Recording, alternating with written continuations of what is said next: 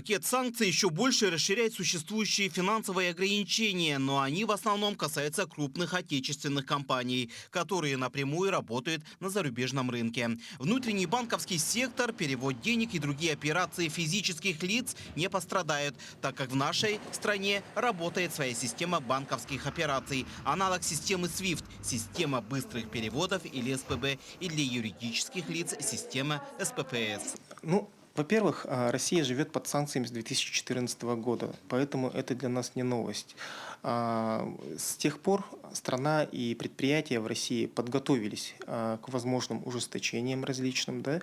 Новые санкции, которые были обнародованы вчера, они уже были просчитаны. К этому предприятия были готовы, и сейчас, на данный момент, в том числе финансовые учреждения осуществляют свою рабочую операционную деятельность в штатном режиме.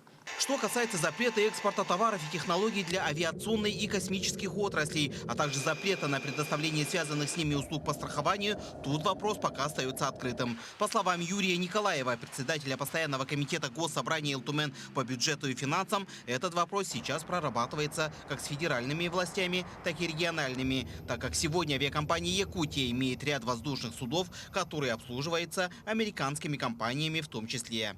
К сожалению, с отзывом своих самолетов с лизинга, это Аэробасов сегодня озвучено, да, сегодня озвучено, и Боинги 737, это, конечно, создаст для нас большие проблемы. И сегодня вот как раз мы на бюджетном комитете будем рассматривать оказание финансовой помощи авиакомпании «Якутия», полярным авиалиниям по лизинговым платежам, по кредитным платежам, в целом по ремонту техники, да, конечно же, эти санкции повлияют и на эти направления однозначно, но мы надеемся, что Российская Федерация готова рассматривать эти вопросы путем выкупа этих самолетов, например, да, один из таких выходов.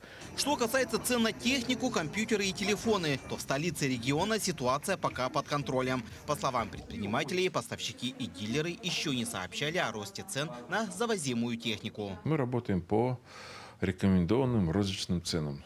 То, что продается в Москве или продается в Якутске, цена одинаковая. Но на сегодня ни одна из фирм-поставщиков нам не дала команду на повышение цен. Поэтому, в принципе, у нас цены остаются в тех рамках, которые были месяц назад и полгода назад.